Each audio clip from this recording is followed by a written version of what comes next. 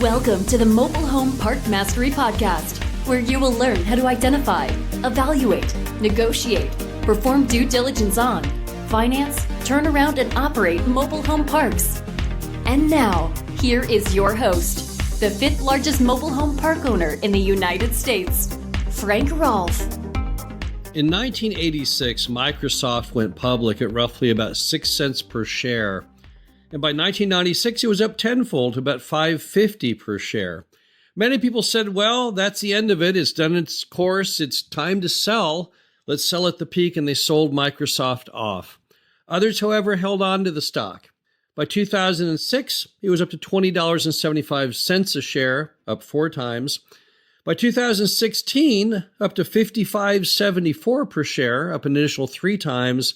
And today, the stock is trading at around $260 a share, up another 5 times. So, were people smart in selling Microsoft off in 1996? No, they weren't. They should have held it. It still had a lot of room left to grow.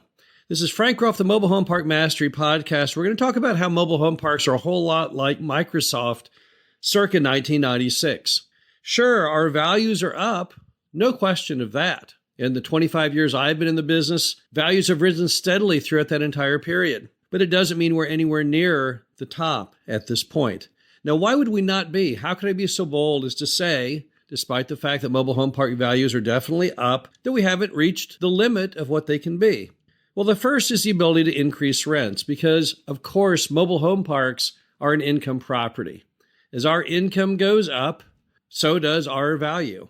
And rents in our industry could still double and be considered cheap. Now, why would that be? Well, because when they built these parks back in the 50s and the 60s, if you inflation adjust those rents through today, you'd have a rent of about $500 or so per month. However, our current U.S. average for mobile home park lot rents is only about $280 a month. So how can that be? How could we have gone all this time since the 50s and the 60s, half a century, and never even kept pace with inflation? That's what happened. Mom and pops didn't raise their rents along the way to meet inflation, so they did basically what I would call mom and pop quantitative easing. Don't take my word for it. Read the work of Charles Becker, the Duke economist, who wrote a paper about that same exact issue and came to that exact same conclusion. Also, another way we raise our rents in the industry is by filling vacant lots. But we're still nowhere near full. Average occupancy in America is roughly still around 80%. We still have a fifth of our lots still to fill. Now, one day those will be filled, but not yet. To fill a lot, you have to go out and buy a new or used home. You have to get the lot ready, bring it in, prepare it, and then sell it. It's a lot of steps, a lot of capital required to do it. Moms and pops don't do it at all. Their occupancy never goes up. It's the new people bringing these old parks back to life that do all the heavy lifting on that. But there's still many more lots left to fill. The average mobile home park is nowhere near at its peak income potential. Between vacant lots and raising rents, there's still plenty of work to do. Also, you have a continual perception change of value of mobile home parks. Number one, the industry is gaining status as a strong and needed industry. And what is that industry? Affordable housing. We're not about trailer parks or mobile home parks. We're about providing people inexpensive, great places to live that just happen to be detached with a yard, exactly what every American learned during COVID they truly desired. Next, our industry has extremely low loan default rates, and that is very important. We've become kind of a darling of the lending industry. As a result, we can participate in some of the most attractive debt possible. Things that didn't even seem remotely even possible when I got in the industry back in the mid-90s. Today, you can finance virtually any mobile home park with a range of seller financing, bank debt, CMBS conduit debt, or Fannie Mae and Freddie Mac agency debt, and at incredibly low fixed rates. As more mobile home park product moves to these better loan products, you'll see a pump in value simply by the reallocation of lesser interest against that overall cost of owning the property. Also, this negative stigma for mobile home parks appears to be wearing off. How do I know this? Well, if I turn on TV at any given moment and go to HGTV or a similar channel, I'm going to see all kinds of shows about living small, tiny homes. American public is starting to embrace the entire original concept of the mobile home, which is basically having a functional space at a lower cost. It's not about sacrifice. It's about how your quality of life is oriented. People living not beyond their means, not being house poor, but instead realizing that housing is a place to sleep. It's a place to gather the family, but there's more to life than just your house.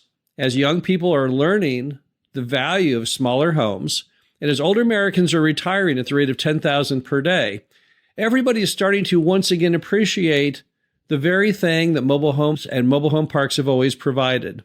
Meanwhile, all the shows that teased and made fun of mobile home parks and their residents for so many years have really died off. I haven't seen Jeff Foxworthy on TV in at least a decade. Trailer Park Boys, off the air. Myrtle Manor, off the air. 8 Mile is so outdated, people forgot who Eminem even is anymore. There have been very few recent negative portrayals of those living in mobile home parks. At the rate we're going, in the not too distant future, that whole trailer trash stigma will have finally gone away, and we'll all be very happy for that. Finally, people are just starting to understand that we have the superior business model. How are we the superior business model of all the real estate sectors? Well, number one, you can't build mobile home parks anymore, something that no other sector of real estate can boast. You can build a self-storage anywhere, an apartment anywhere. There's no limitations on retail, lodging, office. But you want to build a mobile home park today? Good luck. Roughly 10 per year built in the U.S., while roughly 100 per year are being torn down. We're literally an endangered species. It's unlikely that city government will ever again allow construction of new mobile home parks, and that gives us that very special brand of scarcity, what Warren Buffett proudly calls a moat. If there's any moat in an American business model, we have it. And there's a second moat, because mobile homes are truly not mobile. They never claimed that they were mobile. In 1976, when HUD took over the industry, they changed the name from mobile home to manufactured home because they didn't want to be misleading. The modern manufactured home was going to be larger and heavier and impossible to move frequently. The customers all know this when they buy them. It's not a strike against the industry that the homes can't be moved easily. I don't know anyone who can easily move a condo or a regular stick-built house either. But what's important is that solidity, that ability for the home not to leave, allows mobile home park owners to have an unusual advantage over apartments and self-storage and all of the real estate sectors is where it's much easier to move from one property to the next. Additionally, since our customers typically own their homes, they're stakeholders in the business. They care about our side of the equation, which is the land portion.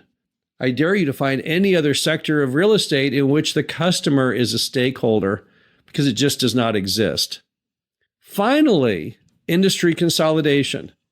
In the years ahead, you are going to see all kinds of things happen to make mobile home parks even more valuable, simply due to industry consolidation, the run-up in values that will bring with it. The self-storage industry serves as the example. It's already 3 times more consolidated than the mobile home park industry, mostly thanks to public storage. However, there will be at some point consolidation in the meat and potatoes, biggest part of our industry, which is in fact affordable housing. Almost all of the consolidation today, every single American REIT, is based only on that lifestyle choice dynamic of the industry. And lifestyle choice is just a microcosmic part of those 44,000 mobile home parks out there.